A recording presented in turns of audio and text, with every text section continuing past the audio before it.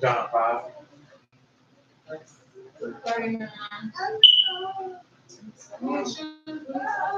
So we give praise, esteem, and honor to the Most High Yah, name of Yahushua HaMashiach this day. John chapter 5, verse 39. Search the scriptures, for in them you think you have eternal life, and they have testified me, and you will not come to me that you might have life.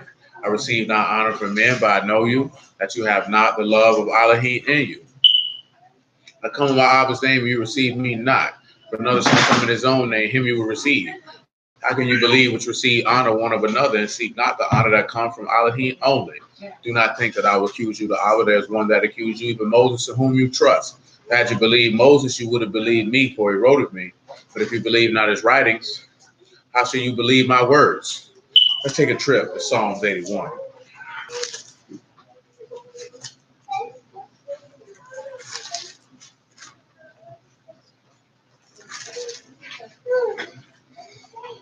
Psalms 81 and 1, I suppose. That nigga was late with that notification.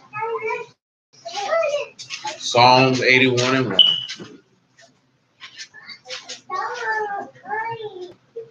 Sing aloud unto Elohim, our strength. Make a joyful noise unto the Elohim of Jacob. Take a song. Bring hither the timbrel, the pleasant harp with the psaltery. Blow the trumpet in the new moon and the time appointed on our solemn feast day. So, of course, you know that the new moon is the new month, if you will. Just for those who may be unfamiliar, we'll read Numbers chapter 10. You know, this is the day everybody like to bring their shofars out. Ain't this what everybody like to do today? Bring their little ram's horns out and blow on them. You know what I'm saying? Right. I mean, that's what they do. Right. I meant that one there. I meant that one there. Well, I have before. I do it right now. Yeah, all right. Okay, because that's what it is in Numbers 10.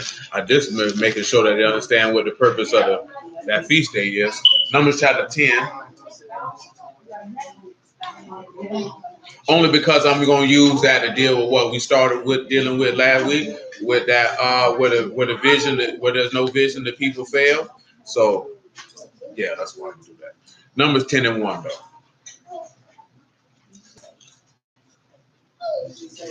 Numbers 10 and 1. What's up, cuz?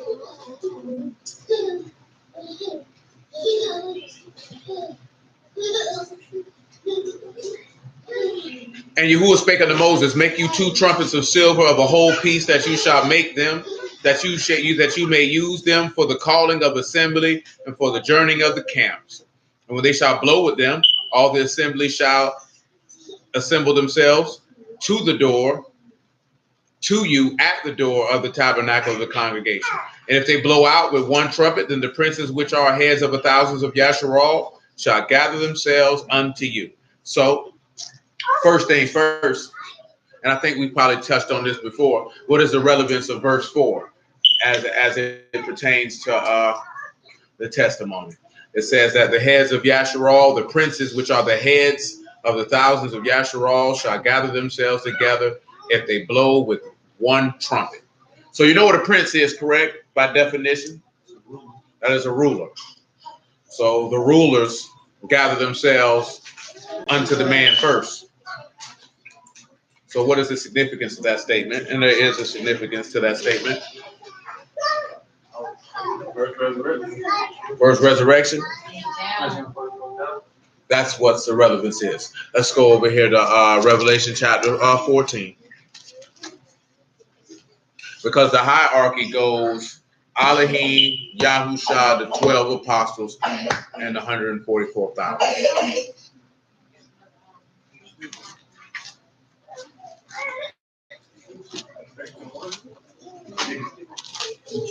Revelation chapter 14. Well, really start on Revelation 7, but I'll do 14 and 1 to begin. Gee.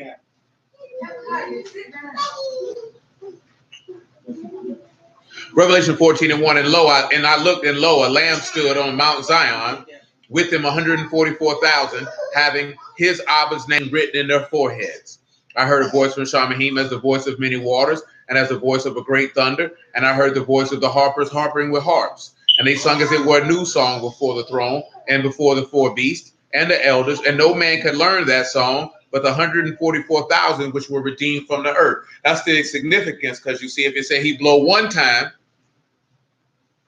then the 140, the rulers come up.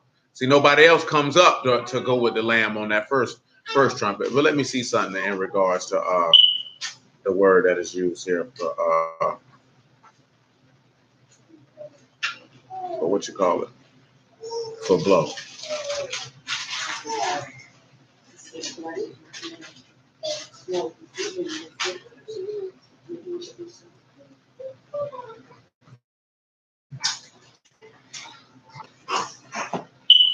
So the word that we have for and when they shall blow is to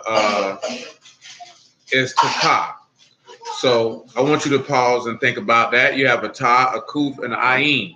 By definition, it means to blow, to clap, to strike, to sound, and to also strike or pledge oneself, or to be blown, or to blast a horn. Now, I've told you this before, like, and only, like my man in Detroit understand it. Of course, y'all know that, Smith them did it. A lot of brews don't like the fact when you point that out because, shofars are cheap. You know how much they go for? 40, 50 bucks? You know what I'm saying? Silver trumpet about 1,000 or two. You know what I'm saying? So, according to the law, as we just read on that, if you were blowing a ram's horn for the calling of assemblies, why is that in error if you look at it in the grand scheme of things? Because if you're blowing a horn for the gathering of assemblies, is this what's coming to my mind as a statement that a Mashiach made himself. Because if you're supposed to, I would wager that a silver trumpet and a shofar give off two separate sounds. They may be similar sounds, but they're going to be distinct in their own individuality of the sounds that they would emit. We've all heard, and whether it's a gold trumpet or a silver trumpet, we've all heard a trumpet before. You know what I'm saying? You've heard a ram's horn before. You know what I'm saying? Their sounds are similar, yet different at the same time. What did you say that'd be accurate? Yep. So, and that's not to disparage anybody, but my whole point always be is don't scream about certain things in the law and then choose to keep things how you want to keep it. You know what I'm saying? Or keep things that are easier for you to keep. As I say, anybody can buy a ram's horn. You could probably pull up to a Bible store right now and buy you one if you wanted one. You know what I'm saying? But you just can't, everybody just ain't got a couple $1,000s to go buy a trumpet. You know what I'm saying? But why is it important contextually, specifically as the gospel is concerned, about those two distinct sounds that both of these instruments would make? Because you have to look at it, right? If he blow one sound of that trumpet, this is what gathers the 144. That's what it says. It's what's going to gather the rulers.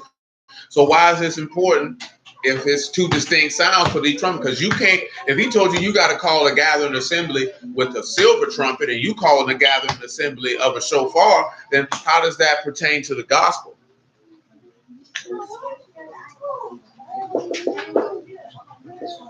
Does anybody have any idea why you thinking on that tile, kuf, and ayin? Why you thinking on that? You said, why would it be significant if you're going around trying to fill the silver trumpet? Yeah, as it pertains to the gospel. Yeah, that's what you got. Child, kuf, and ayin. Huh? A ram's horn has never been prescribed for Yahuwah for any usage for any purpose whatsoever. Not in the law, anyway. You know what I'm saying? The trumpets that is prescribed in the law to use is a silver trumpet for any purpose of gathering or journeyings. You know what I'm saying? Ram's horn is just a contemporary thing that individuals do because they're cheaper and easier to attain. You know what I'm saying? But as far as blowing a shofar, he never ordained that or set that up at any time. You know what I'm saying? Does that have to do with the resurrection? I mean, it can, but that's not where I'm angling at right now, though. Let's take a stroll to John chapter 10. about verse 25. We'll come back to Revelation 14. Never.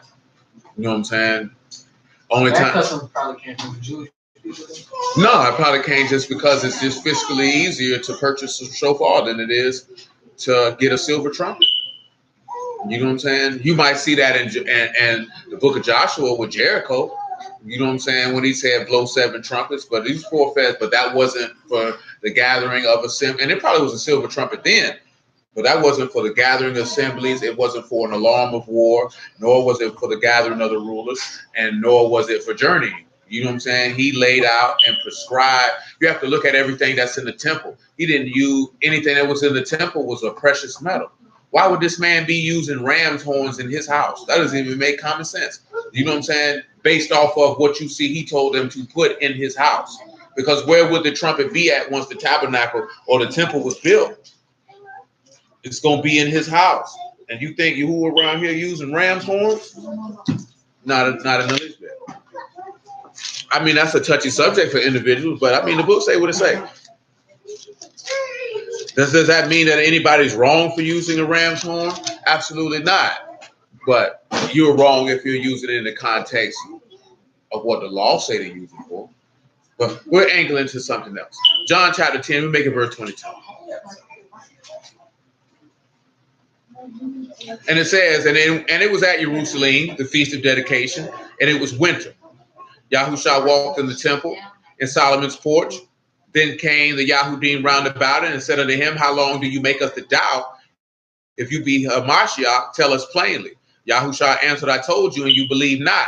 The works that I do in my Abba's name, they bear witness of me. But you believe not, because you're not of my sheep, as I said unto you. My sheep hear my voice, and I know them, and they follow me. So what is the difference between the two? Because one is giving off the distinct voice that you will hearken unto, because Yahuwah told you, when you hear this from this silver trumpet, you do this, you do that. That silver trumpet gives off a different sound than what the ram's horn gives off. And that means that ram's horn is giving off another voice, which means when it's telling you to gather, who is really telling you to gather? Because he didn't tell, that's not his voice. You know what I'm saying? That's why we're sitting there angling at. That's not his voice.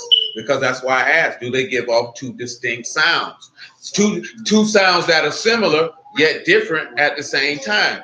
Why is that important for us? Because the beast is going to be coming with a sound that is similar, yet different at the same time. Now, of course, somebody who's not going to pay close attention is going to think that this is an aspersion on a ram's horn. And if you're that simple, well, God bless your heart. You know what I'm saying? Because there ain't nothing that I can do for you.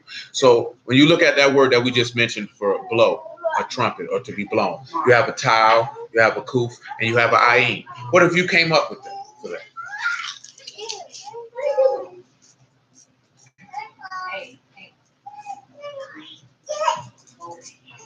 Well, that's just unfortunate.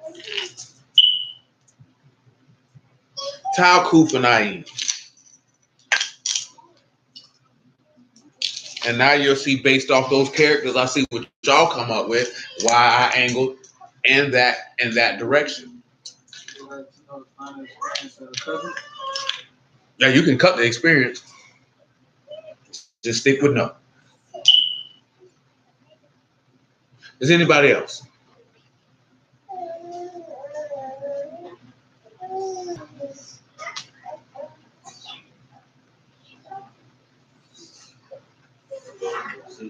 No time with sign. I will allow it. I will allow it. And since I don't know can't recall all the definitions off the top of my head, that was superbly done, sir.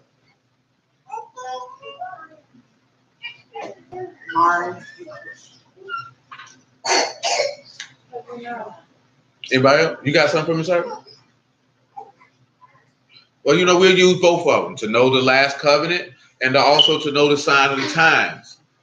Because that trumpet will allow you to know the sign. Because pause. Let's look at Matthew chapter 24. Look what a Mashiach told you in that regard, and forth the signs of the times and the blowing of a trumpet.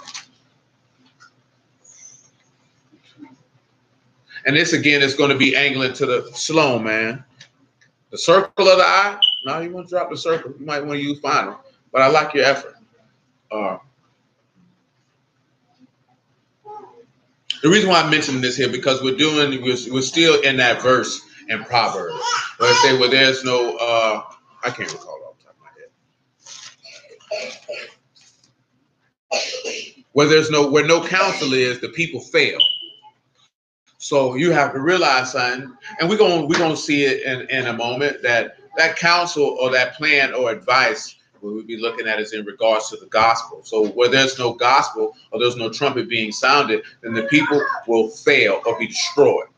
But if you don't know the sound of the trumpet to what to heart, if you don't, let's put it this way, right? When the word comes, you're supposed to move. But if you don't know the sound at what you're supposed to move at, then you'll sit still or move in the wrong direction. You know what I'm saying? Because you'll take the wrong counsel. So you end up doing the wrong thing.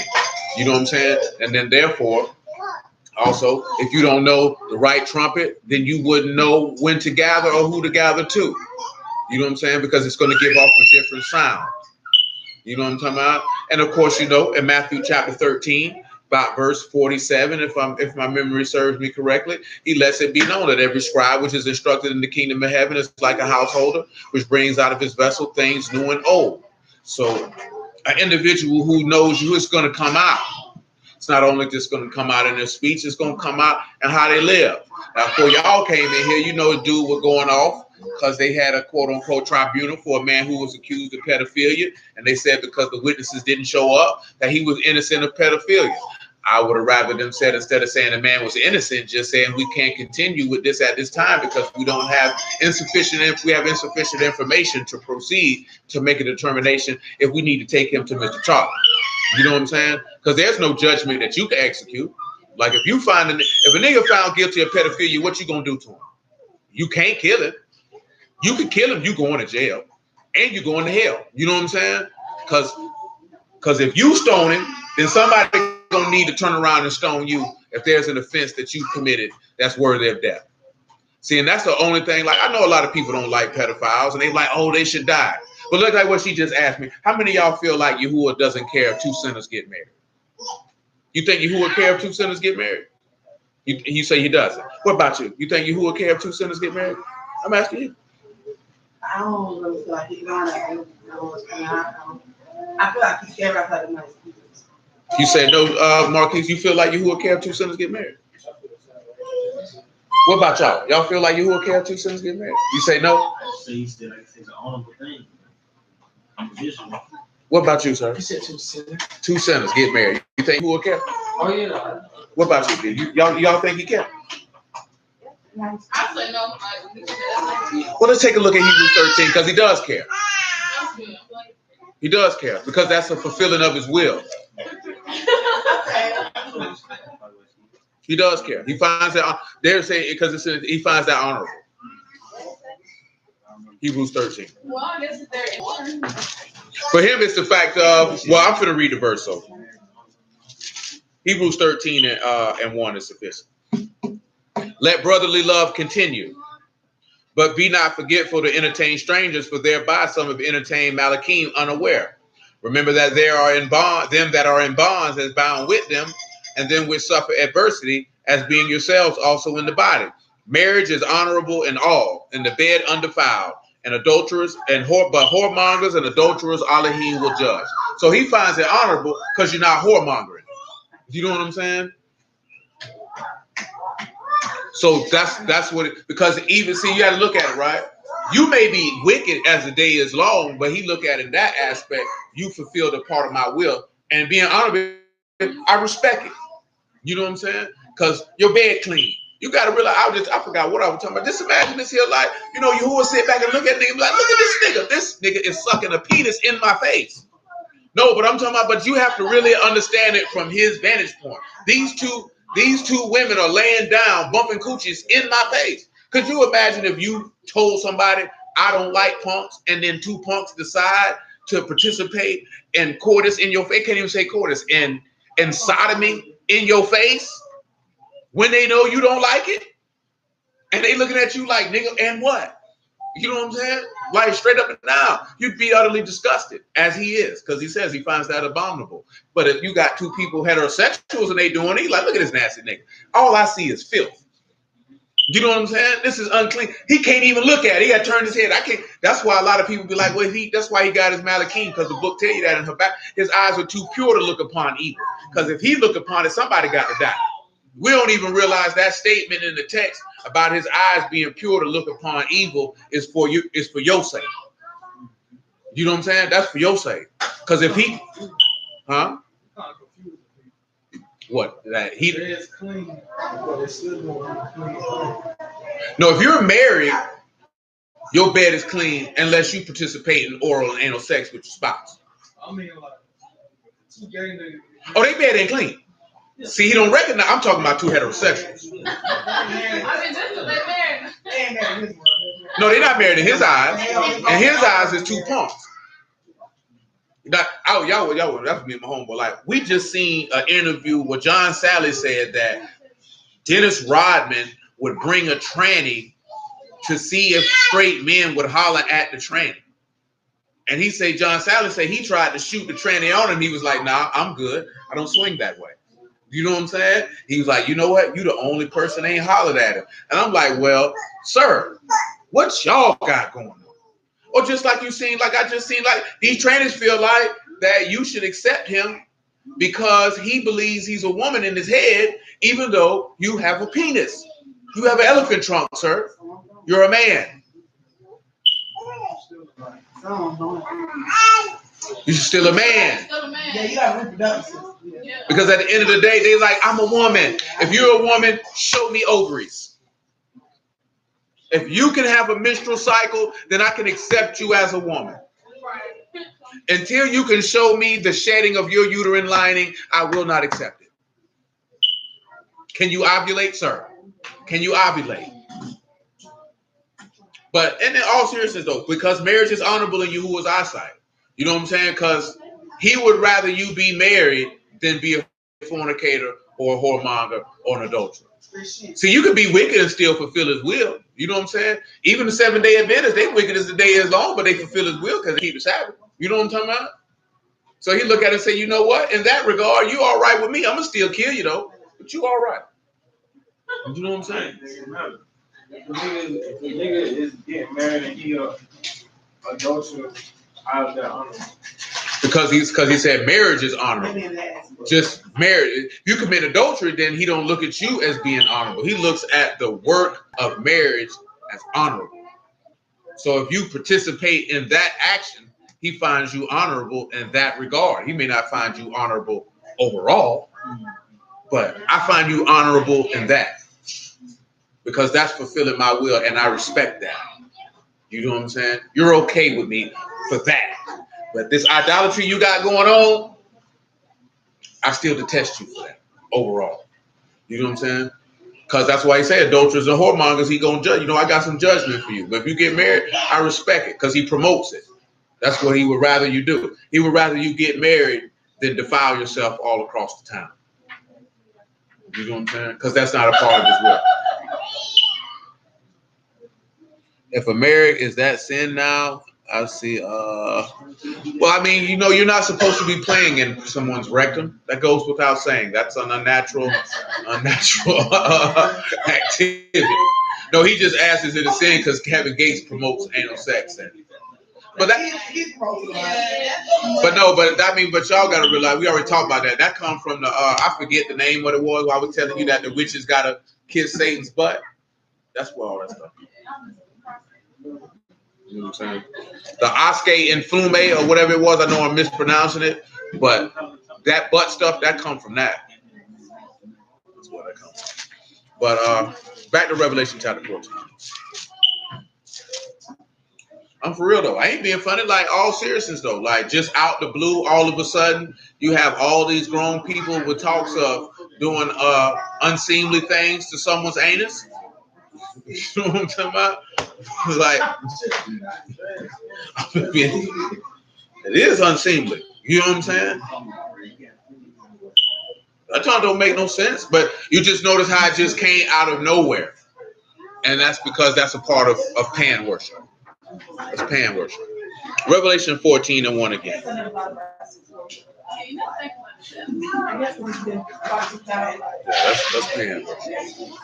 And I looked, and lo, a lamb stood on Mount Zion, and with him 144,000, having his father's name written in their foreheads. Hey, y'all need to rein it in, because I don't know what y'all talking about. Rein it in.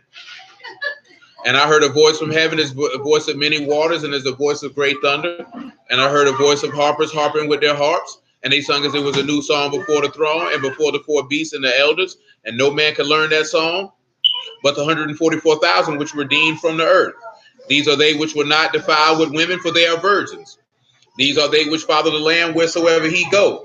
These men were redeemed from among men, being the first fruits unto Elohim and to the Lamb. And in their mouth was found no guile, for they are without fault before the throne of Elohim. Well, they got to come before the throne because of the blowing of that first trumpet, or to know the works, or to know the sign of the times. And I mentioned Matthew 24, and let's swing there now.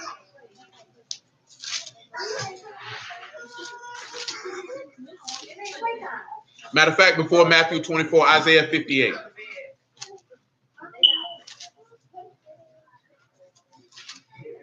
Now, of course, you know this is every Israelite's favorite verse today while they out there on the street.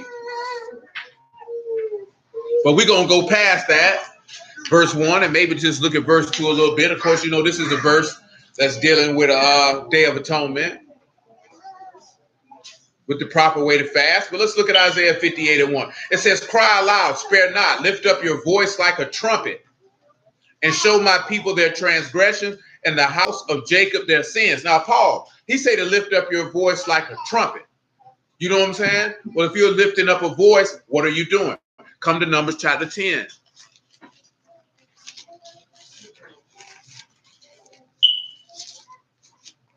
Because you have different trumpets, different blowing of the trumpets for different things. We still holding Psalms 81, and we're going to go to Proverbs 11, and you can get you Psalms 84 just on general principle. Hello, Malia. I see that you're very happy today. That's good to see for you. Are you okay? Because you were cheesing mighty hard, so I figured you were happy. Are you happy? Now you're just spaced out. It's okay, though. What I want, man. Numbers chapter 10, right, and verse 5. It says, when you blow an alarm, yes, 24, not 21. Then the camps that lie on the east part shall go forward. And when you blow an alarm the second time, then the camps that lie on the south side shall take their journey, and they shall blow an alarm for their journeys. But when the congregation is to be gathered together, you shall blow, but you shall not sound an alarm. Now let's look at the word for him crying out, lifting up his voice like a trumpet, is to sound an alarm for the people to move. Why would the people be moving? Because you need to move to repentance.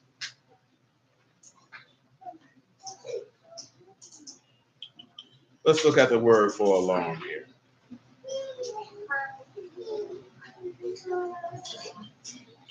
And of course, you remember it's Torah. So remember, that's what you look at it. You're gonna have Yom Torah, and that is the memorial blowing of trumpets or the blowing of a warning, because that word literally means to alarm,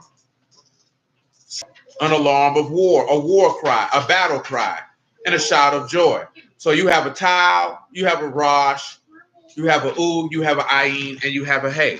And we've dealt with this before, but you know, it gets its focus in its season. And right now it's its season. So I'll mention that to you again. Torah, Tau, Rosh, U, Ayin, and Hey. For the most part, yeah, you can say day of warning or day of trumpet or day of joy. However you want to define it. We can use it in multiple different directions. So we could read the book of Revelation, chapter 19, and see memorial blowing of trumpets, because it would be a day of joy because the people were screaming hallelujah. Or you could turn around and see that it's a day of alarm because when that word is being preached, oh, okay, I got you. It's Tau, Rosh, U, Ayin, and Hey. Tau, Rosh, U, Ayin, and Hey. Mordecai, you're a wise young man. Don't let nobody tell you different. You wise young man? Because I wasn't even finna tell you to sit down, cuz. I just was saying, what's happening? Look, bye. What's up, cuz? You all right?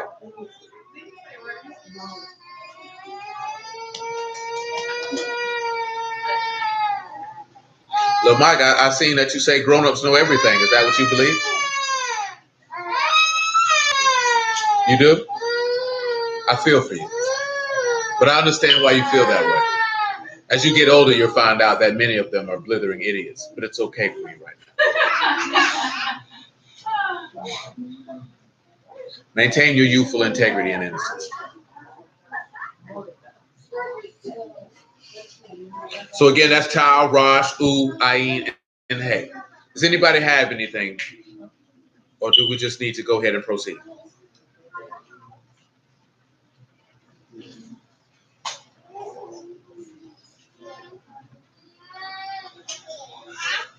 No.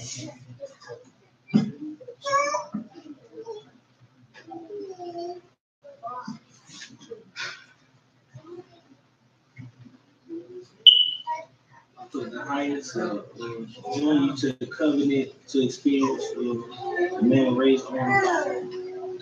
Very well then. You got something for me, sir? I probably know what the man with raised arms was. The man with raised arms will establish you. Yeah, the man with raised arms. The man with raised arms will establish you to the covenant of the highest. I will allow it. Anybody else? Only difference, I just ain't gonna use man with raised arms. Just gonna say behold. Because if I sound that alarm, if you hear an alarm, what is that alarm gonna cause you to do? Look or behold or pay attention. So I'd say just, behold to know and be secured to the covenant of the highest. Because that's the purpose of him crying out. It would it not. And remember, he said that his sheep know his voice, so they would know his alarm or his warning. Because to say the same thing, I just use different verbiage, but it imparted the same message. You know what I'm saying? It's imparting the same message. He's got the last cheek. I don't know what he got last week. Nevertheless, I will allow it. But do y'all understand what that means? Let's go back to Isaiah 58:1. We'll read it again. Look at what he said, right? Because the people, when that trumpet is being blown, if everybody was walking in righteousness, would he need to blow an alarm?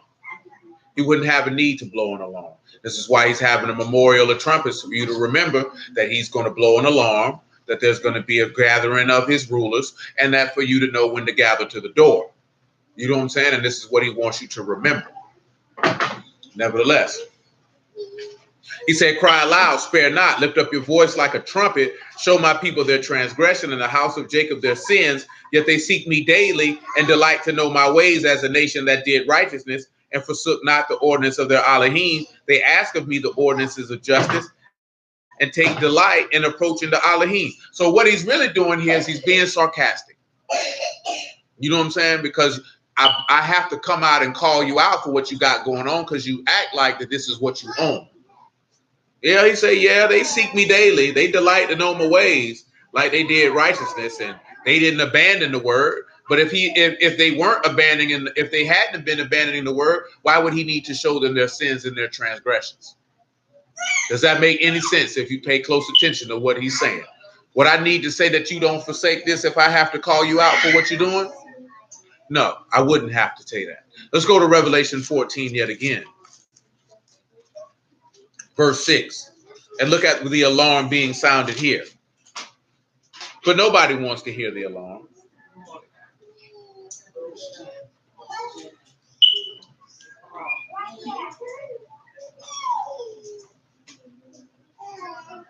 He said, and I saw another Malachim fly in the midst of Shamahim after the everlasting Basar to preach unto them that dwell on the earth, and to every nation, kindred, and tongue, and people, saying with a loud voice, fear Elohim, and give esteem to him, for the hour of his judgment is come, and worship him that made heaven and earth, and the sea, and the fountains of waters. Is this not an alarm?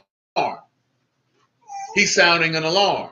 See, let's go back to Matthew 24, because there'll be a sounding of an alarm being mentioned there. This goes back to what they're mentioning about to know the sign of the time. See, we done talked about this before. A lot of people don't know the sign of the time. Matthew 24 and 24. You know why a lot of people don't know the sign of the times? Because they look for the wrong things. Yes, it's a warning. It's a warning. The gospel, when the gospel is preached, that's a warning. Because what are you doing? You're sounding an alarm, or you're blowing a trumpet. You know what I'm saying? You're letting the Torah go because you're sounding an alarm. But also, when you preach the gospel, you could be sounding a Torah because you could be speaking of the gathering, or you could be speaking with joy because you're speaking of what Yahuwah has done for his people. It's all in the context of what you're speaking when you're doing it. Nevertheless, Matthew 24 and 24. We make it 24 and 23. There, if any man shall say unto you, lo, here is a Mashiach, or there, believe it not.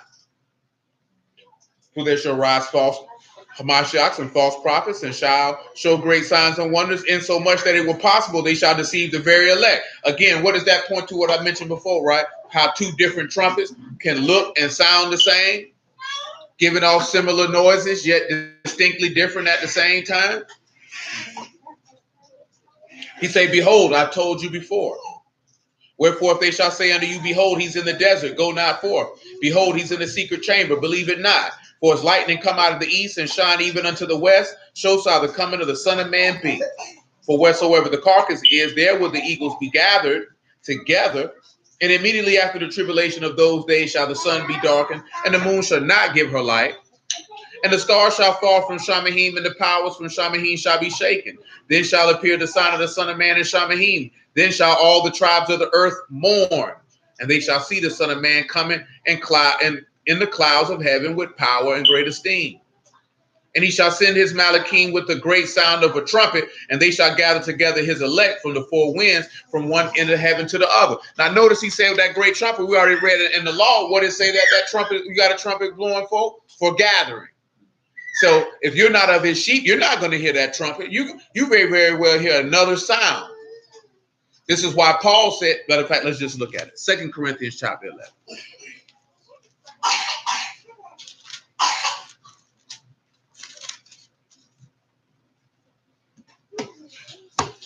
2 Corinthians chapter 11 and verse 1. And again, it's not to cast any aspersions on people who use a shofar, but we're just sitting back looking at the difference between what the law say to use, you know what I'm talking about, and what people actually use, and take it to an extent that you may not sit back and consider. Because this ain't got nothing to do with no ram's horn. You know what I'm saying? Ain't got nothing to do with no ram's horn. Would to Elohim you could bear with me a little in my folly, and indeed bear with me. For I'm jealous over you with a godly jealousy. For I have espoused you to one husband, that I may present you as a chaste virgin to Hamashiach. But I fear, lest by any means as the serpent beguiled Eve through his subtlety, so your mind should be corrupted from the simplicity that is in Hamashiach. For if he that come preach another Yahushua whom we have not preached, or if you receive another Ruach which you have not received, or another gospel which you have not accepted, you might bear well with him. So what is that telling you? We're looking at that silver trumpet and that ram's horn as another gospel. The difference between the two similar sounds, but distinct in their sounding at the same time. They don't sound the same. See, let's take another look back in Numbers chapter 10 real fast.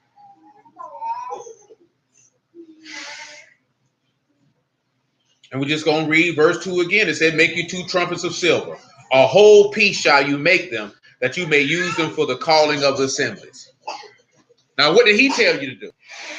But notice that he said whole. So that's what I wanted to focus on, was of a whole piece.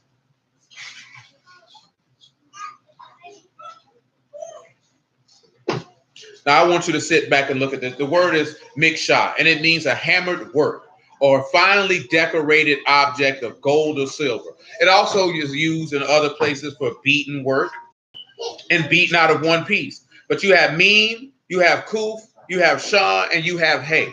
But notice he said a hammered work. So if you have a hammered work, again, that's something beaten or something that's been taken through some manner of adversity or fire to make it.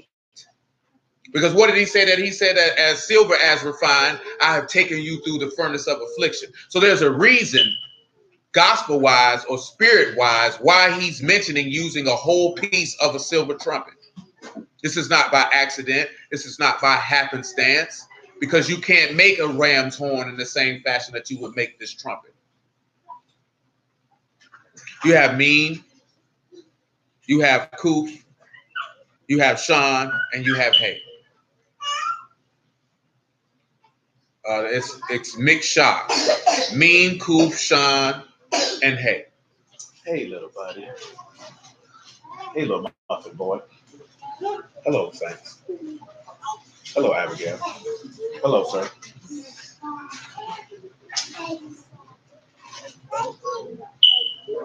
Abigail, you don't look like a baby anymore. You look like a whole child. You used to look like a baby. Yeah, you might want to pick that up. Leah, it's no time to play.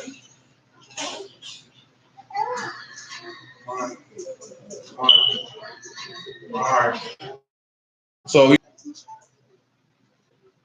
it's not being about being right.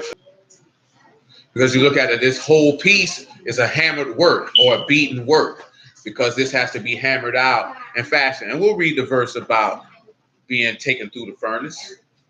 Because remember, what did the Mashiach say? Can you be baptized with the baptism that I'm baptized with?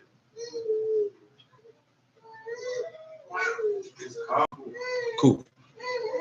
You hold the final press, get you the ruach. I will allow it.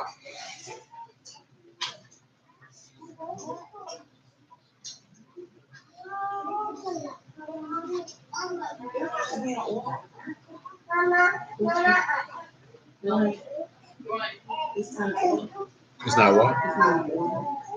Or. It has to be in order. No. Oh, it does not.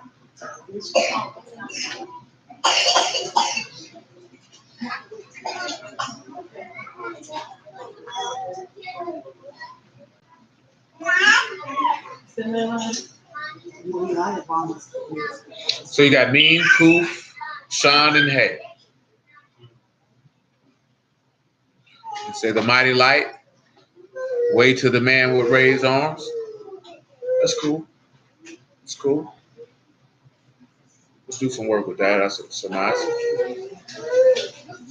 So again, if you're too carnal or you're too simple in your mind to sit back and think that this has to it's to show there's a separation, there's a difference. Why did he say to use this?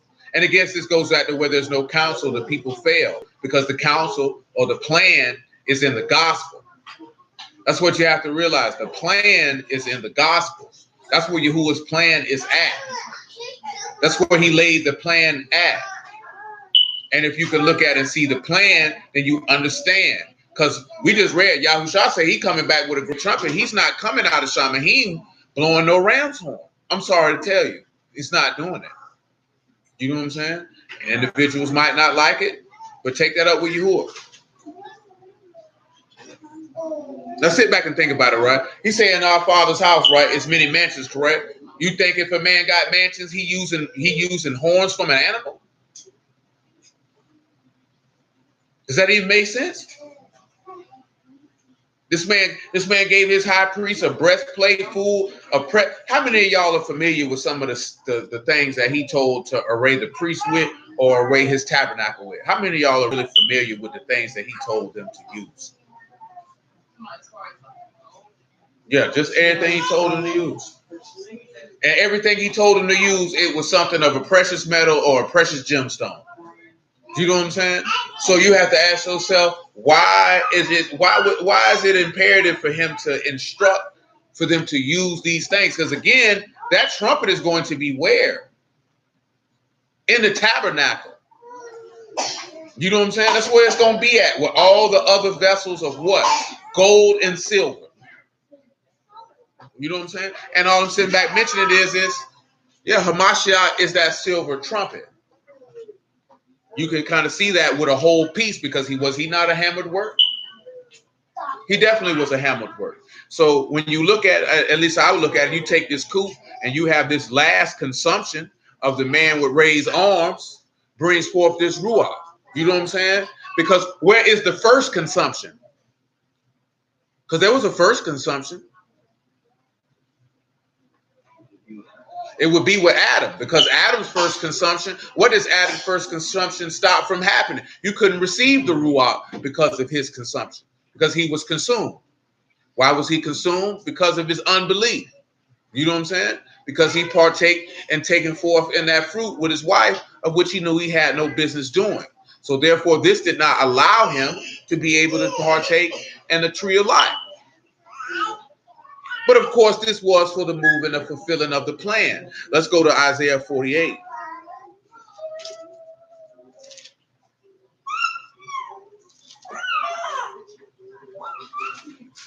And after that, Luke 19.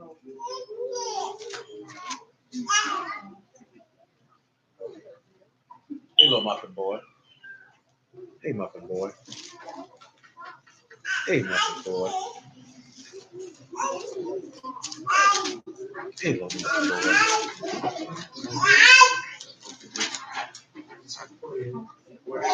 Make sure I'm in the, I think I'm in the wrong place. It's 46 up there. It's not 46. It is 48. I'm tripping. 48 and 9. But I'll pick it up at 48 and 5. Hey, little muffin boy. Muffin boy. Isaiah 48 and 5. He said, I even from the beginning declared to you. So remember, Yahushua was slain from the foundation of the world. So he's making this known, or blowing a trumpet, if you will. He said, before it came to pass, I showed it to you.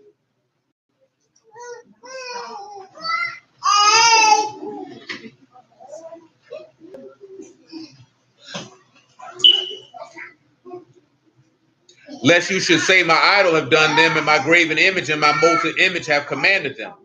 You have heard, see all this, will you not declare it? I've showed you new things from this time, even hidden things, and you did not know them. They are created now, and from the beginning, even before the day when you heard them not, lest you should say, behold, I knew them. Yea, you heard not. Yea, you knew not. Yea, from the time your ear was not open, for I knew that you would deal very treacherously and was called a transgressor from the womb. Now ask yourself this question. He says, I didn't tell you because I knew that from that time your ear was not open. So what can you think that could mean?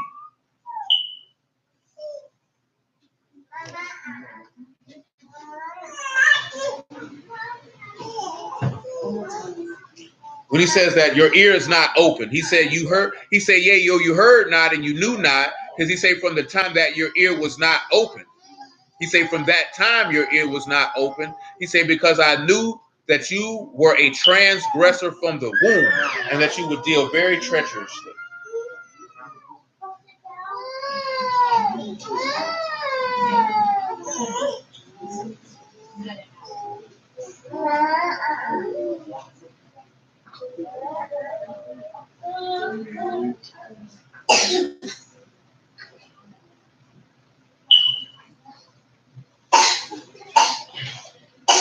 The word is in my head, but the spot it escapes me. But what he's sitting back telling you is that he didn't open your ear because the time of faith was shut off from you until the time where it was prepared for it to be revealed. Who recalls, according to the text, when it says that the Mashiach had to be revealed? And who can tell me who said it?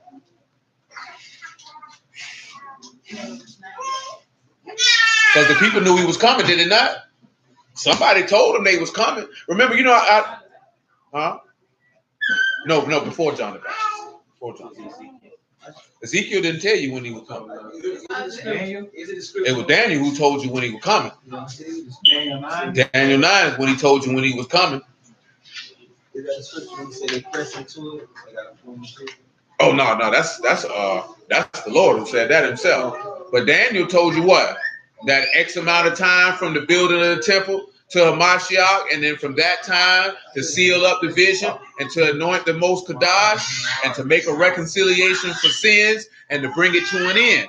And if he would have did, he said, I closed your ears before that because I already knew you was going to deal treacherously. If I knew you was going to deal treacherously on the back end when he came, I know full well you was going to be extra treacherous before he came, because he had to shut it off and seal it off because it wasn't time for that to be open. Like I seen a brother like to grab that verse where it say Daniel, knowledge will be increased and this, that, there, and the third. And they thinking knowledge got to deal with all this other stuff when he talking about his knowledge. See, this is what I mean about two trumpets giving off the same sound, but distinctly different. You know what I'm saying? Because you'll have people every time, y'all all know it, we done talked about it before. Every time something happens in the world, somebody try to run and grab a script and say, see, we in the times of the end. Stuff ain't got nothing to do with nothing. And guess what? When Barack Obama became president, niggas say we at the end. When Donald Trump became president, they did it again. And guess what? If Trump loses this election, guess what they gonna do? Do it again. You got grown niggas waiting for the Simpsons to fulfill something like they got prophecy. Simpsons ain't never been wrong. Something wrong with your son. Yeah, I mean, at the end of the day, ain't even about no prophecy. I know it. Yeah, he's a Mason. He might be privy to things that they gonna do before they do it. That's all it is. So guess what, right? Because let me tell you something real. Satan ain't never spit a prophecy in the history of mankind. He ain't never spit down. He ain't told the future about nothing. People don't even realize you giving Yahuwah's honor away. What you giving his honor away to this nigga for? You know what I'm saying? Everything we want to do, they cloning people. They doing this here. They control the weather. You's a jackass, man. You's a fool. The reason why I say that is because you would give the honor of your father away to somebody who is not even worthy to be mentioned in the same breath as him. You know what I'm saying? How could you sit back and say somebody got the ability of your father? Now most people ain't raised with their daddy for the most part in this society. But if you are raised with your daddy, you feel like your daddy is the greatest man on the face of the earth, and there's absolutely nothing that anyone can do better than him. You know what I'm saying? It's not till you get older that you realize that your daddy's an imbecile. You know what I'm talking about? Not everybody's daddy. Not everybody's daddy, because some people say my daddy ain't no imbecile. My daddy's a good man. You know what I'm saying? And that's okay. You know what I'm saying? It's okay. Because that's the childlike awe that you would have. You know what I'm saying? For your father, male or female. Everybody feel like this here, I'll go get my daddy, because you feel like your daddy can whoop everybody. Little do you know, your mama be choking this nigga out every night. You know what I'm talking about? He's shamed every morning. He say so. What you say, nigga? She got him in the weevil lock. I don't know what you laughing for. You know your mama used to beat that man up there in the house. That's why you act like that now. You know what I'm saying? But seriously though, I don't care nothing about no base call. See, that's the thing, right? Niggas have never seen heart. All you seen is somebody tell you, just same way that niggas believed in CERN, that there was a hole that was going to open up a vortex into another dimension on a particular type of day. And guess what happened? That day came and went, and nothing changed.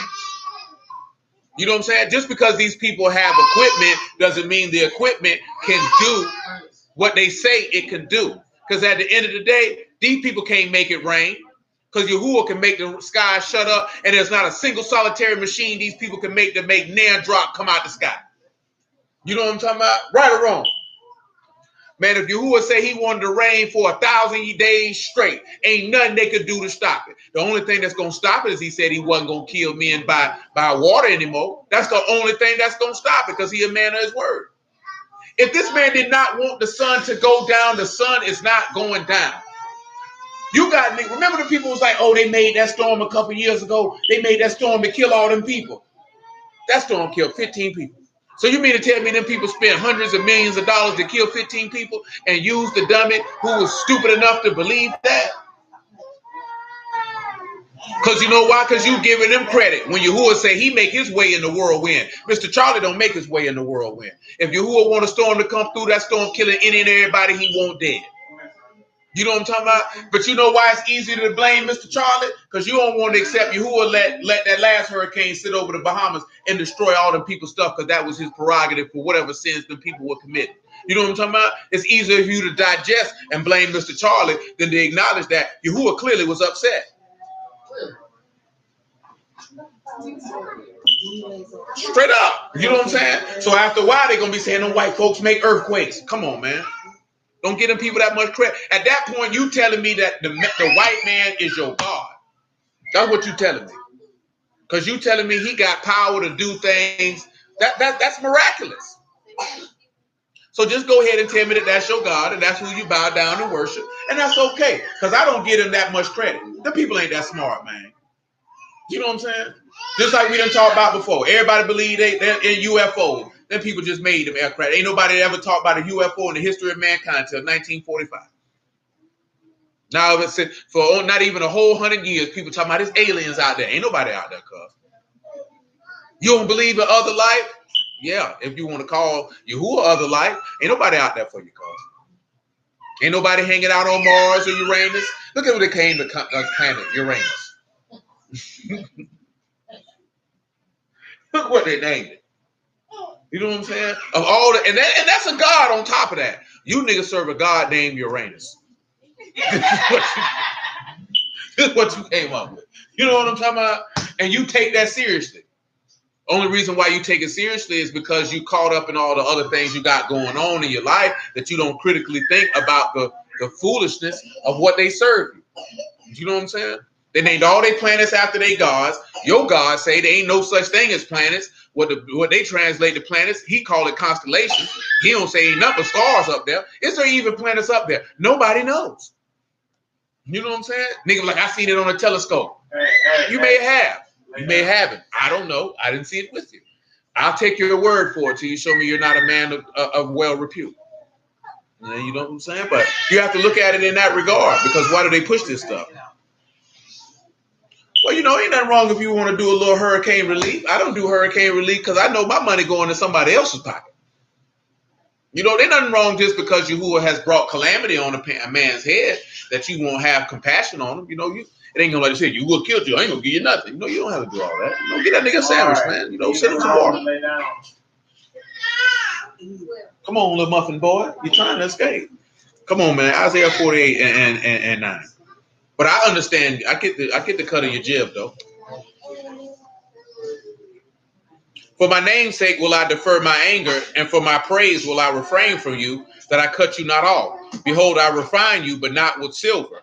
I've chosen you in the furnace of affliction. For my own sake, even for my own sake will I do it. How shall my name be polluted? I will not give my esteem unto another. This is what he said he had to do to his son.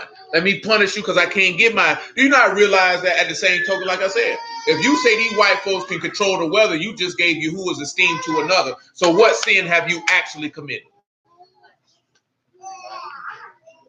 I will allow it. You definitely have committed blasphemy. You also committed something else. But you definitely committed blasphemy. That's definitely so. You have committed idolatry because you have ascribed the power of your Elohim into another entity. You've given Yahuwah's credit to someone else. You know what I'm saying?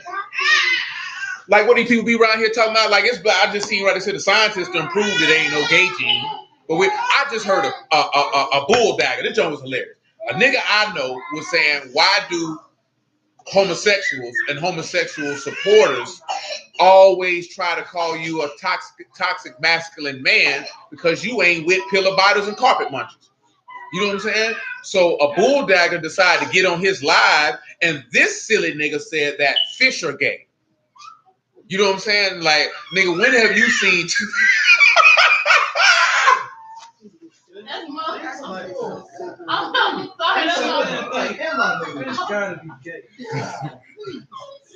Number one, what type of person are you to be wondering about the mating rituals of fish? Number two, if I'm not mistaken, a lot of fish lay eggs, don't they? Yeah, I didn't think they were mammals at all. But that's neither here nor there. This silly nigga, and then they like to use the nigga was using the term that all people who don't know what the hell they talking about like to use.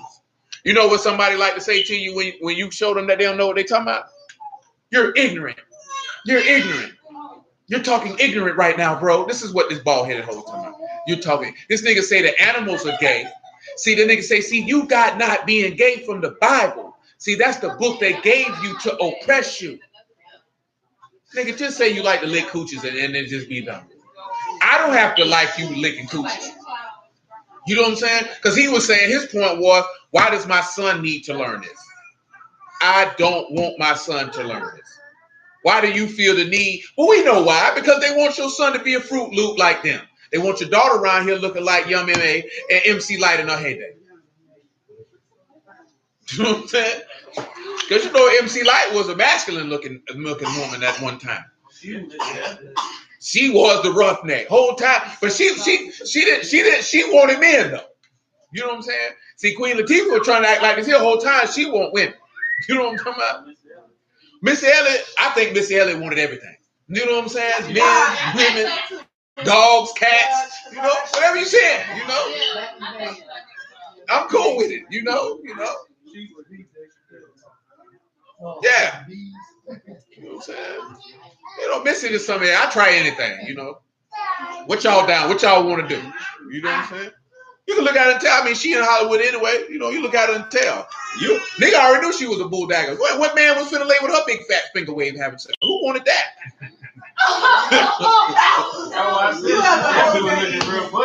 Huh? No, I have not. I mean, it's just simple. Like, ain't nobody in the history of mankind look at Missy Elliott and say, "Boy, I need me a piece of that."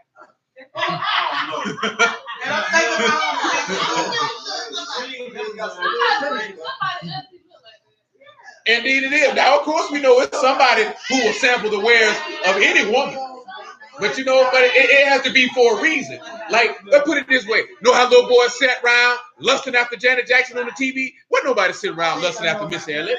Ooh, Missy got on his wall. That's not happening. This nigga did not go in the bathroom and beat his meat to no magazine looking at Missy Elliott. That did not happen. That did not happen. Somebody was drunk trying to risk it all. Risk it all. You know what I'm saying? That's why she was trying anything. That's what I keep thinking about. No, she lost a lot of weight and she did well for herself. She's looking like a woman nowadays. You know, but that's all good. But they try to press that upon you. And then, of course, you know, like, nigga talking about this, he talking about this the other day, like, I asked y'all, because this is what the brother point was. How many of y'all watch television on a regular basis? I mean, consistently. When I say watch television, I mean in consuming some form of media, not traditional television, us cutting it on, and I'm looking at NBC, and now I'm turning to CBS. I'm talking about watching television as far as consuming some type of entertainment medium on a consistent basis. Consistent basis. I mean, if you watch television shows every day.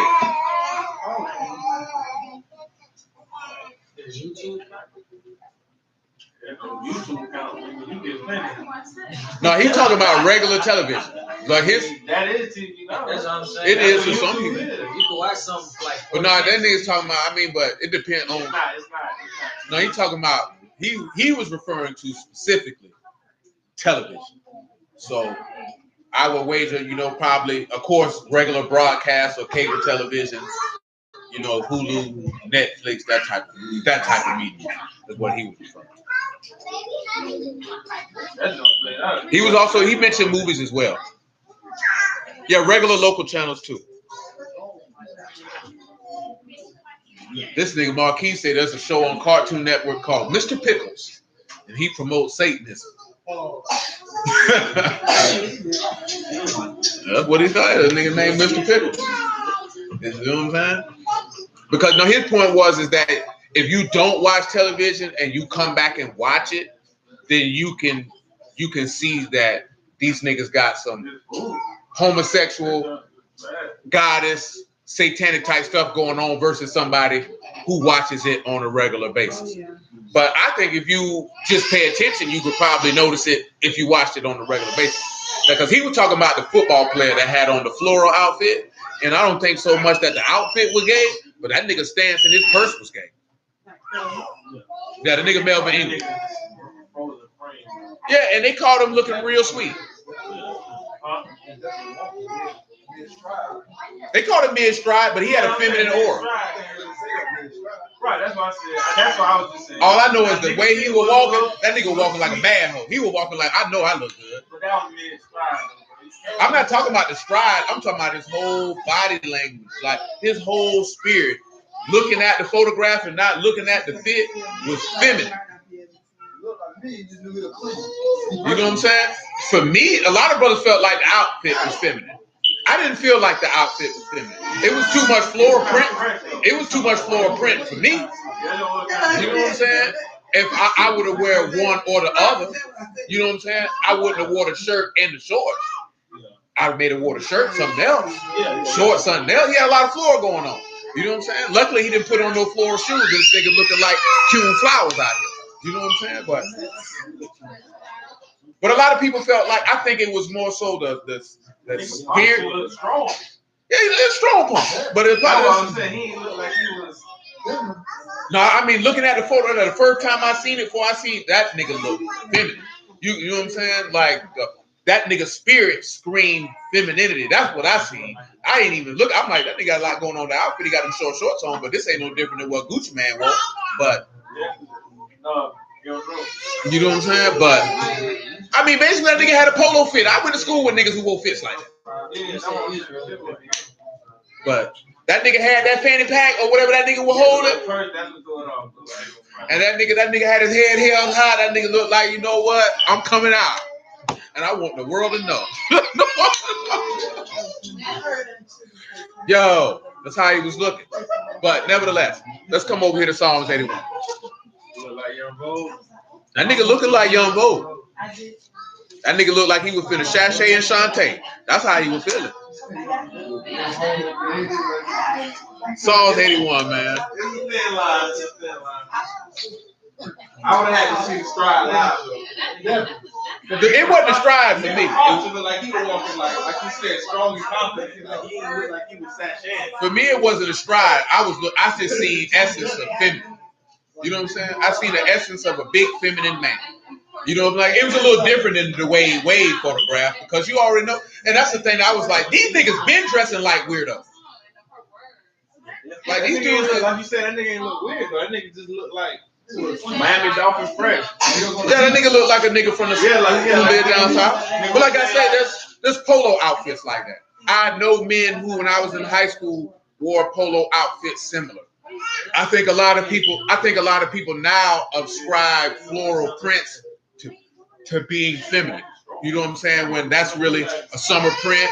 If you into clothes to a certain extent, because I had a floral print shirt when I was in high school, like 9th grade. If I remember correctly, it was like navy blue. You know what I'm saying? This, that, and the third. He just had too much of it on. It also didn't help that he had on them little behind shorts, because them shorts were small. He had a lot of knee. He had thigh out. But see, that's the thing now. It's like a lot of niggas were going hard because LeBron was walking around here with his legs out. Huh? He was on what? I wouldn't care if that nigga was on the floor. You know what I'm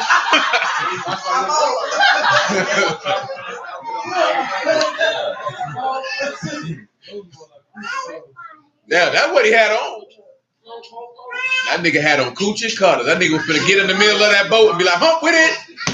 And get it down, because that nigga been caught with them little behind shorts on. Yeah, I mean, I already lost respect for LeBron a long time ago. That nigga had a gold leotard on with a Jerry curl, pop, locking, and dropping. How you feel about LeBron James outfit? No, I had already seen it for you. Them niggas was in the sports group about that. Like, boy, what that nigga? That's what we talking about. Like, what he got going on? He got them coochie cutters on.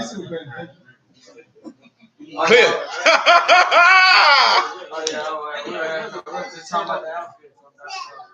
You know, but that's the thing now. That's the style now. You know, wear little shorts. I mean, they make skinny shorts. So what you expect?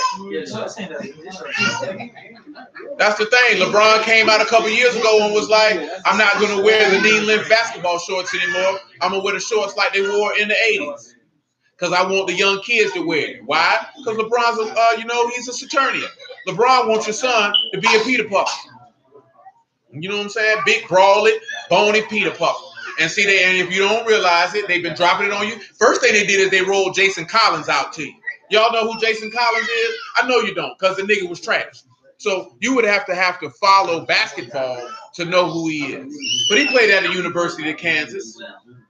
You know, poor backup big man, but he was out the NBA, came out and said that he liked sausages, and then they re-signed this nigga just to promote the fact that he likes sausages. You know why? Because they want your son to look at a basketball player and say, Daddy, it's okay for me to like sausages because I have a Jason Collins jersey and he likes sausages. You know what I'm saying? This is what they do. And they tried it in the NFL because, see, you know what I'm saying? And as the brother in the video we be looking at astutely states, and I know this because I watch the NFL. The NFL's core market is different than the NBA. Do y'all know who the core market in the NFL is? Because this is why you'll never see Colin Kaepernick play another down in his life. Because, see, niggas is dumb because you're emotional. You know what the key point is when you run a business? To make money and to serve your demographic. Nigga, if you don't serve my demographic and you will cause me to not make money, I will get rid of you. That's just common sense. That's just common sense. But the core demographic of the NFL is middle class, white conservatives. All you have to do is look at how they market. That's who they market to. Like niggas was like, the Jaguars need to sign him. You have to be the dumbest nigga in the world if you think a town like Jacksonville, Florida, which is a southern conservative town, which is a military town. You have 2 massive military bases in Duval County. Do you think that would go well with, they said niggas like, what about black dollars? Nigga, you niggas don't buy enough season tickets for them to take that hit. You know what I'm saying? Because at the end of the day, I'm in this to make money and not make you happy. You know what I'm saying? But see, black people don't think like that. You think differently because you think somebody owe you. So you want somebody to cater to you. You know what I'm talking about? But see, they brought that nigga Michael Sam's out. You remember they had that faggot nigga on ESPN kissing his boyfriend in the mouth when he got drafted? Because he was trash. But if he wasn't trash, then he would have been the biggest thing walking. He was trash. Because what it is no, Jason Collins had already been playing in the NBA before he came out and said he was a homosexual. He had been playing in the NBA for like 10 years, was out the league, said he was a punk, and they brought him back to the Brooklyn Nets. You know what I'm saying? And was trash. Because only reason why they had him in the league because he was a sausage bandit, and they wanted your son to be one. So they came with Michael Sam, but he trash. You know what I'm saying? So they can't do nothing with him. You know what I'm talking about? Because they put that man on ESPN. This nigga, they was like, he's the SEC Defensive Player of the Year, but he was trash. So he only got drafted in like the 6th, 7th round. Nigga, these people don't ever put no 6, 7 rounders on TV, man. You know what I'm saying? And then they put him on TV kissing his boyfriend in the mouth. You know what I'm saying? Why? Because they had an agenda, because they was trying to make the NFL capitulate to that type of behavior. Military people don't like punks. White conservatives don't like punks. They're not on that. Definitely don't, because a lot of them are undercover. A lot of them undercover. Punks, it's without question, especially if they're in the Navy. That's what they tell. I ain't gonna say that for the Marines. But a lot of them niggas in the Army and in the Navy, them niggas could be compromised. You know what I'm talking about? Niggas could be compromised. You know what I'm talking about? But now what it was, they just had a nigga he's not even in the league right now. And they came out with a nigga and they tried to water it down and say that he was bisexual. I don't even remember this nigga name. This just happened not even a month ago. Rolled a nigga out here talking about, I've been living a lie. I like men and women. Nigga, nobody asked you.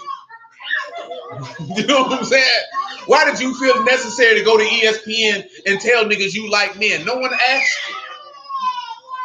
And the fact that I remember this nigga name tells you one thing. What? He's trash.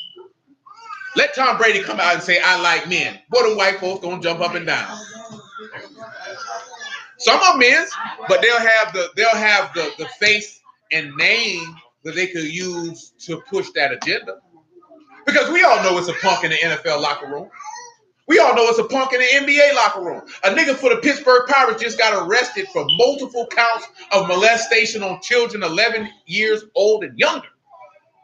Do you know what I'm saying? So we know that there's degenerates. We know that. Oh no! You got a punk at Amazon? Who, Jaguars? Well, Dwight Howard is definitely suspect. He has definitely been suspected of being a homosexual. Who, Jalen Ramsey? You think he's a punk? Shoot, Jalen Ramsey might not be a punk. It be the niggas you think ain't a punk be the punk. But that nigga sweet though. But I'm just saying. But Psalms 81. Muffin boy. Muffin boy. Ain't no need for all that, muffin boy. Oh yeah, they definitely said Tim Duncan was definitely a punk. That's what his wife said. His wife said during divorce proceedings that their marriage was just a sham for him to have a female face and that his male lover lived with them the whole time they were married. And they said that nigga was busting up his back. Hey, you seen how that nigga David Robinson came and hugged that nigga? Michael Strahan's wife said the same thing when they got divorced. That nigga had a nigga busting up his back. Big 6'5", 260-pound man. You know what I'm saying? Same thing with Dwight Howard. Big 7 foot, 200-pound, 275-pound nigga. Nigga got your booty hole bust open.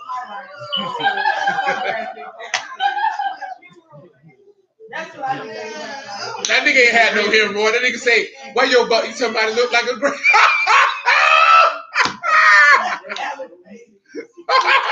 Rakeem Patar.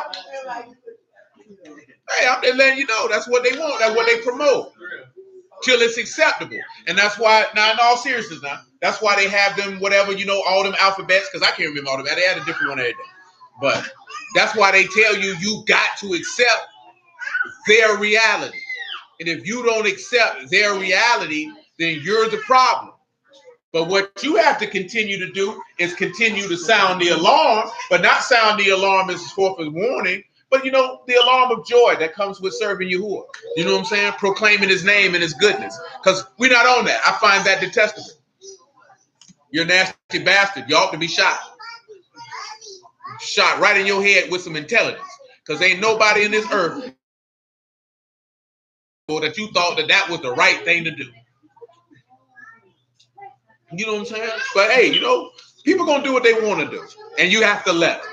Because you can't make a punk be straight. No more than you can make a whore be a chaste woman.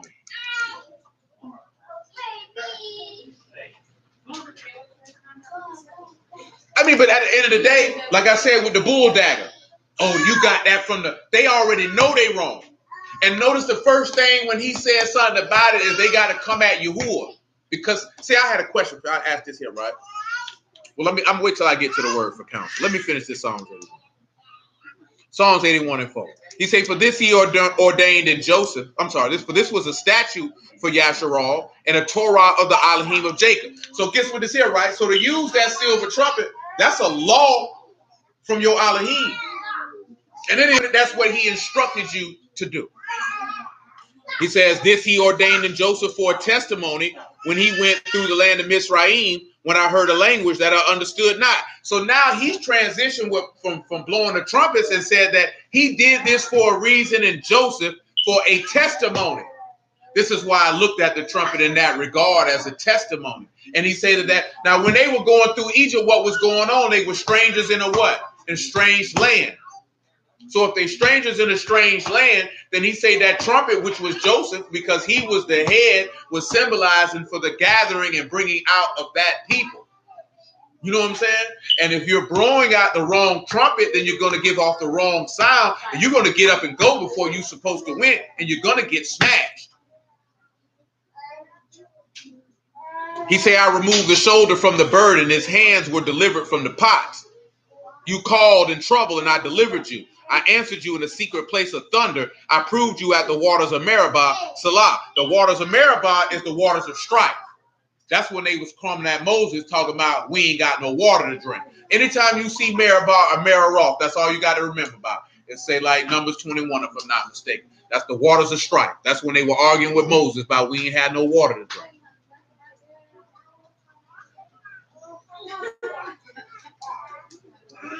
Those strikes did nothing. He said those were love taps. He said, hear, O my people, and I will testify unto you, O Yasharal, if you will hearken unto me, there shall no strange God be in you, neither shall you worship any strange God. I am Yahuwah your Elohim, which brought you out of the land of Mizraim. Open your mouth wide, and I will fill it. So again, if you know that trumpet is being blown for a statue, what is the purpose? So you won't have another God in you. Remember what we dealt with about that you shouldn't make mention of another Elohim, which is to serve or to follow that God. You know what I'm saying? See, if you hearken to the proper trumpet, you're supposed to remember the alarm, remember the gathering, remember the joy, or for all intents and purposes, remember your Elohim. That's what trumpets is about, is remembering your God. Smells like those could be ready. I'm not sure. It's been in there for a while. The food. I don't know what to do. Maybe that's just standing temperature. But let's take a look at Proverbs 11. I only say that because now I'm just starting to smell what's in it. So it's probably just warm. It's been in there for a while. Proverbs 11 and 16. 11 and 14, my apologies. Well, we might revisit what that is in regards to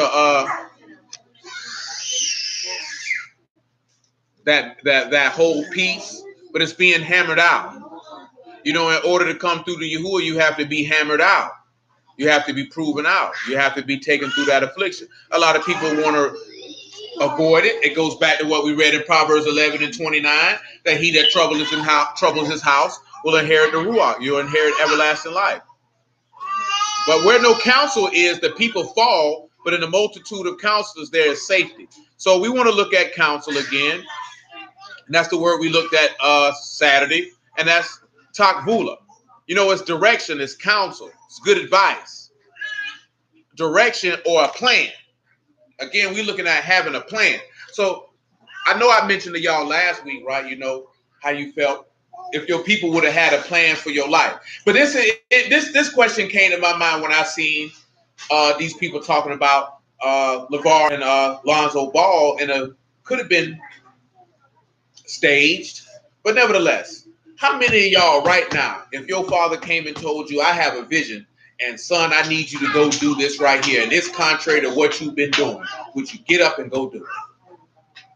I'm really talking to the men and not the women, because you ought to do whatever your daddy tells you. Meaning like, because like this here, right? Because the reason, and why y'all pondering upon that, because then if I mention that part, to give it, if you're not familiar with what I've seen, then I've been and gave it away. But if your daddy came to you and say, son, I got a vision and I need you to do this here to fulfill my will, would you go fulfill it? Or would you continue doing what you were doing? As far as continue what I'm doing now. What you're doing right now. If your daddy came and told you, son, I need you to come over here and do A, B, C, D, E, F, G. It might be something you don't want to do whatsoever, but would you go do it?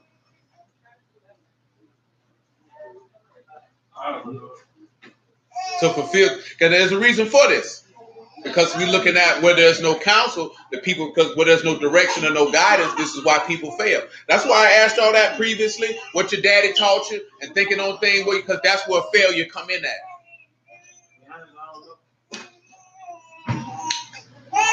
Tavon said he would rebel based off how he feels about it. I can understand that. Yeah, your daddy. If your daddy came and told you, son, I need you to go do this, this, this, and this, and that's totally contrary to everything you've been working towards right now, but to fulfill his plan, would you go do it? Me personally, I'd say no, because I think about that Colonial Part 5 thing where that guy dad told, he basically submitted to the white man right there and told him he was God and do what he said, even if you didn't even do it. But we ain't going that far. That's an extreme I feel like my parents did what they did. They became cops. So they're going to tell me to be a cop and put my people in jail if they wrong. If they not. Well, then you should have no problem with it if the nigga wrong. Nah, but what if he did do something that was wrong, that was behind our back, that he just not telling me? I mean, regardless of what, if your daddy asked you to fulfill his will, would you go fulfill it? And then I'd probably be going against it was working. They ain't doing it. Well, we ain't going through all that. If you say no, you're going a little too far. Talking about ain't nobody said your daddy was a prophet, sir. I'm just asking you, if your daddy asked you to come fulfill his will, would you go do it? Huh? He said what we doing now. I mean, I'm talking about you could be doing. You let's say, okay, you want to do music. Your daddy says, son, I need you to come over here and be a doodle shoveler. Are you gonna come over there and fulfill his will?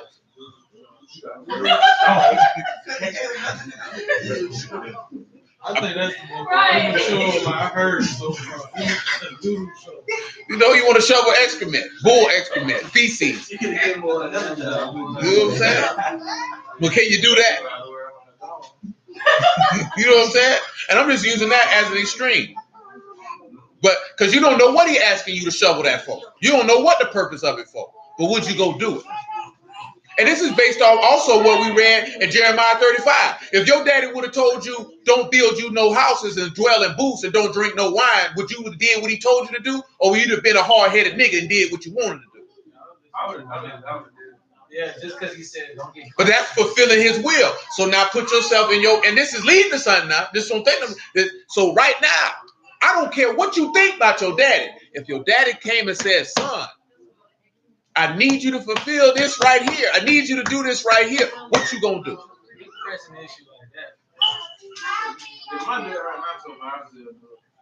Because I say my daddy dead.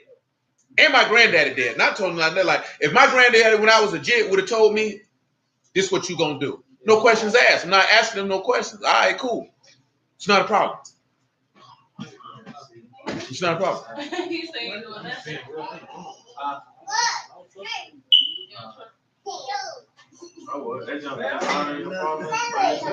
What about you, sir? What about you?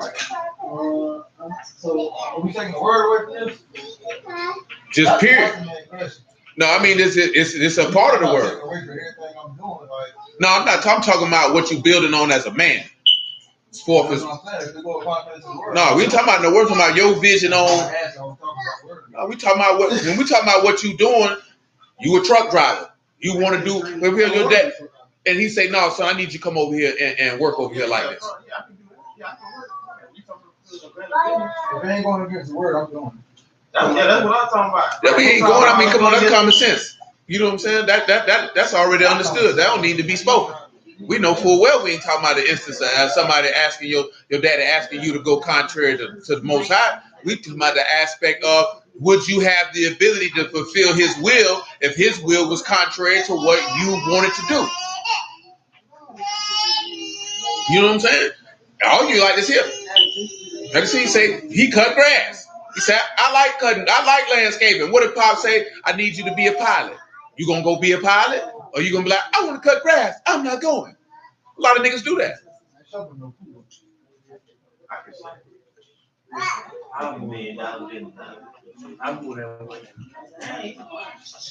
What's that? The reason why I put it that way is, on another level, you niggas was out here fulfilling your own will. And then you say your Father in heaven can, I have a vision, come do my will. You know what I'm saying? So you had to stop seeking, because remember, right? He's telling you to honor your father and mother, because if you have the ability to honor them and serve them, then you would have the ability to honor him and serve him. If you don't even have the, but of course, you know, when you're dealing with specific, we know you ain't gonna do nothing your daddy tell you. You're gonna be like, I'm not doing it, and go in your room and pout. And then come back out 30 minutes later asking for a bologna sandwich. We know. You know you like bolognas. You like beef bologna.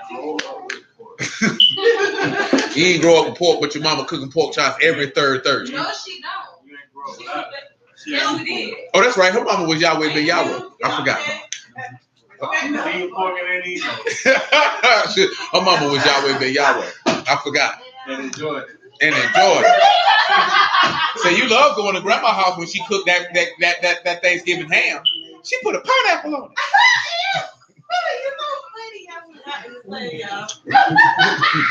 You like that pineapple on your ham, didn't you? I never knew that before. I didn't know what it was. I was like, this is kind of crazy. Then I got hold up. It just look like sliced meat. I ain't gonna tell you no lie, man. That doggone sliced ham, that junk hit you, just make you.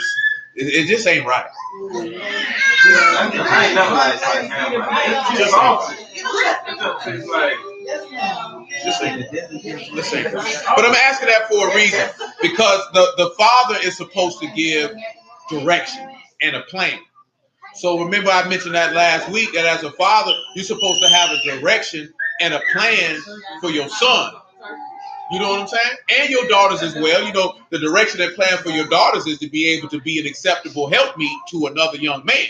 You know, you're supposed to be preparing her to be somebody's wife.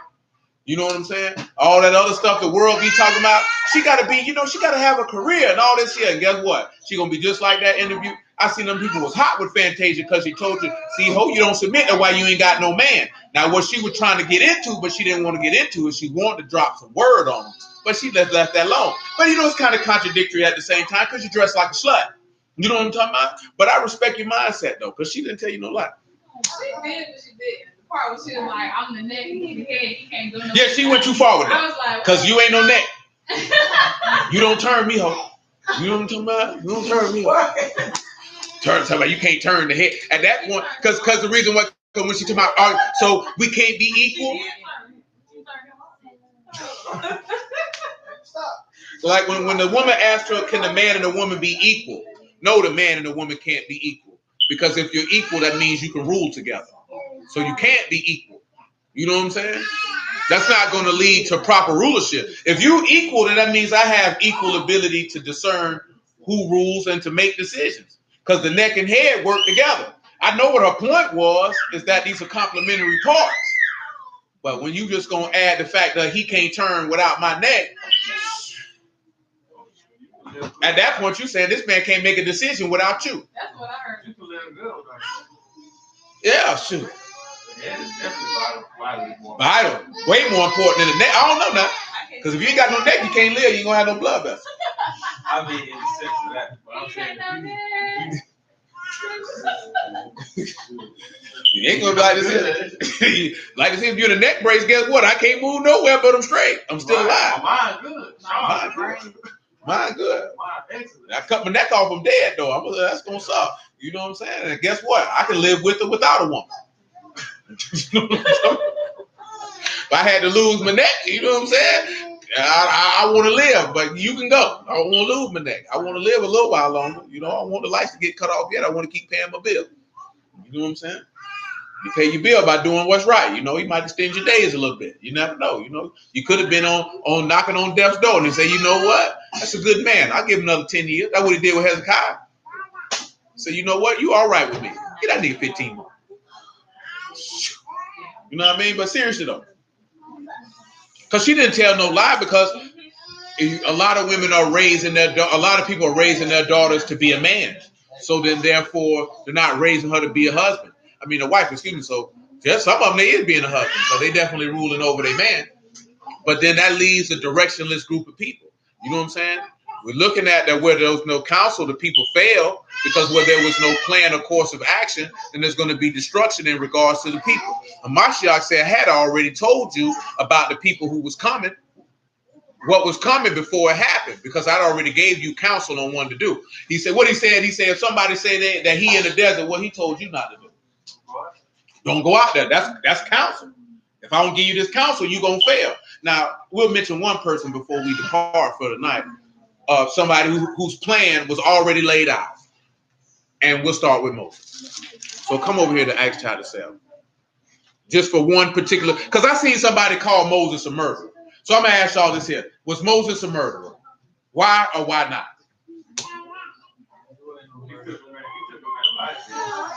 He was a killer. Yeah, there you go. He was a killer. Not murder. He was a killer. He was a killer. Yeah, that's what I was trying to say. He was a killer. Murder. He definitely got body. Acts chapter 7. I'm finna get to you. So if Brandy is killer, kill someone. Randy committed, what you would call that was unintentional murder. Because there's laws for that. So murder is when it's intentional and you say killing me is not just that it's murder me. I mean, Abraham was a killer. Samson was a killer. Yeah, killing me, you took a life. Right, but murder. David was a killer. But no, murder is that's listen. I'm gonna show you. Also, without reason. Hold on. Just wait. Have some patience. The word gonna tell you. Because the word gonna tell you, you shall not kill. But when he's talking about kill, he's talking about committing murder. You know what I'm saying? Acts chapter 7. Matter of fact, it's Acts 13. Is it Acts 7 or is it Acts 13? Yeah, so you know, he said,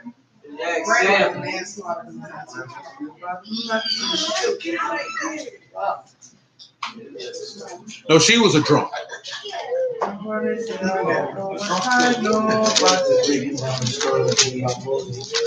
might make sure Acts 13.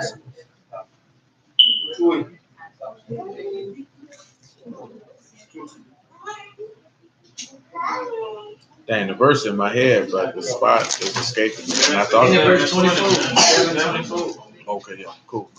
I'm looking way on the other page. Acts chapter 7, about verse 20. It says, in which time Moses was born and was exceeding fair and nourished up in his Abba's house 3 months. And he was cast out. And when he was cast out, Pharaoh's daughter took him up and nourished him for her own son. And Moses was learned in all the wisdom of the Egyptian. It was mighty in word and deeds. And when he was a full 40 years old, it came into his heart to visit his brethren, the children of Yasharal. Niggas say what what happened? It came into his heart. What did we just read last week in Amos? He declared to a man what his thought gonna be. So that means if he put it in his heart to do this, it's set time. That was direction and that was counsel, and this was planned because there was something that was going to go down, and it was going to be according to the vision and will of the Father in heaven. You know what I'm saying? Because these men were moving at the direction of their Father in heaven. I've planned this out. I've planned your life out.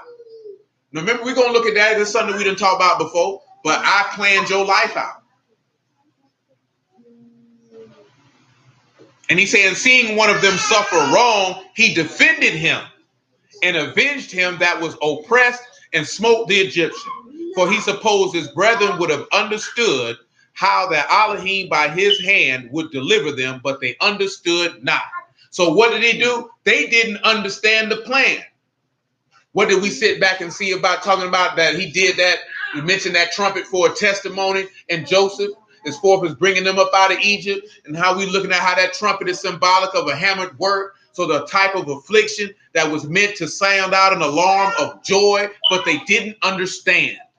This is why he said, you're not of my sheep, as I told you, because you don't hear my voice. You don't understand. And that's why, again, I'm going back to knowing the difference between a whole piece of a trumpet that's made out of silver and a ram's horn. Sounds similar, but distinctly different at the same time, because one is for one cause and another's for another cause. You know what I'm saying? Because at the end of the day, who was using the silver trumpets?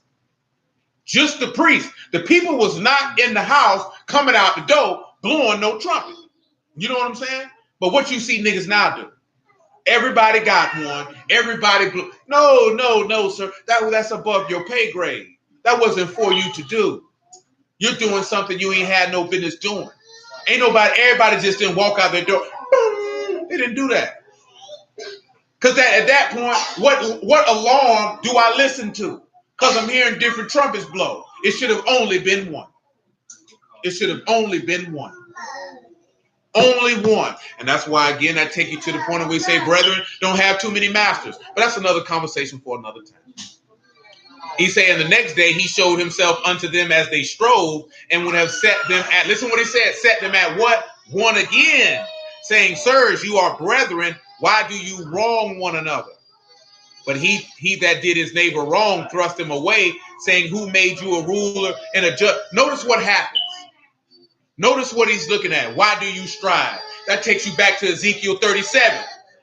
when he talked about that they will no more be Joseph and Judah vexing one another, but they will be one, because he said he wanted to set and make them one again. Why do you strive? And even if you want to look at it in the gospel aspect of it, you sit back and you can see that with Pilate stepping to the children of Yasharal, dealing with Yahusha, and say, why are you striving? And then they thrust him away, thrust Pilate away, and said, kill him. Why? Because they didn't see that this man was going to be a deliverer of them, the same way that they didn't see that Moses was a deliverer. And what did it say that Moses did? He defended the man. Because guess what was happening? That was an Egyptian beating a brute. And you know what the text say? It say Moses looked left, looked right, and murked that nigga. You know what I'm talking about? And then buried him in the sand and slid. You know what I'm saying? Let me get him out of here. And how he felt is how I felt before I even knew that, like up the road, like y'all gonna just let buddy, you know what I'm saying? We just gonna let these people jump on us and it's cool. You know what I'm saying? We cool with that. You know what I'm saying? That ain't even on no gangster stuff or nothing like that. We cool with that. That makes you feel good on the inside. Cause if somebody jump on your homeboy, all y'all finna run and mollywop this nigga. You know what I'm saying? Niggas gonna be pulling swords out the ground. You ain't seen nothing till you see a nigga run to the rec field and pull a whole lawnmower blade out the grass. Straight up now. You ain't seen nothing till you seen that. Straight up now. Nigga go to that doggone rec field and just go to pulling up a lawnmower blade by this here long. You know what I'm talking about? This here wide, ready to chop a nigga whole body loose. I mean, you can't take a knife like that back to the dorm. Where you gonna hide a lawnmower blade at? Then on top of that, how did this nigga hide it in the grass and nobody saw him? But they do. Nigga posted two pictures, two little dudes I know from Justina, and them boys was sitting on their bunk. Now it's about this long. That's what you got to go deal with. And you'll stab me. But Mr. Charlie come off the top rope with the people's elbow, the rock bottom, a stone cold stunner, and you gonna sit there and look at him and be like, that's messed up what they did to that boy, man. They ain't have to beat that boy like that. You already in here. That's what I don't know. You'll get a life sentence for stabbing this inmate, but you won't get it. Cause I know why they ain't gonna do it, because they gonna put you in the box and then they gonna slide around there and they gonna do you like they did that white dude at FSP. White dude killed two officers, boy. They stomped that dude to death. He had boot prints in his head when they got finished with him. Literally. No exaggeration. You know what I'm saying? But if you look at it in the context of how we live, I understand. You know, you kill one of theirs, they got to take you out. They ain't nothing but a game. He killed two COs. They said, well, we got to have him. Boy, I think literally had boot marks in his head. That's how bad they stomped. But he had a life sentence. He didn't care. You know what I'm saying? Come over here to Exodus chapter 20. He didn't care. Say, I ain't getting out nowhere. That's how people who be in sin, I done met people who've been in sin that feel that way. I might as well stay in it. I'm going to hell anyway. I done met people like that. I done met a lot more people like that than the word. Yeah, I met people like that. Definitely done met. Now, the word for kill in Exodus chapter 20 is rasak, to murder, to slay, to kill, to be premeditated. Now, I can't recall off the top of my head right now at this moment. I want to say it's in Leviticus. It might be in Exodus. But there's a precept that say, like, if you cutting wood and the axe handle come off and it kills somebody who you didn't have any... Oh, that's in the...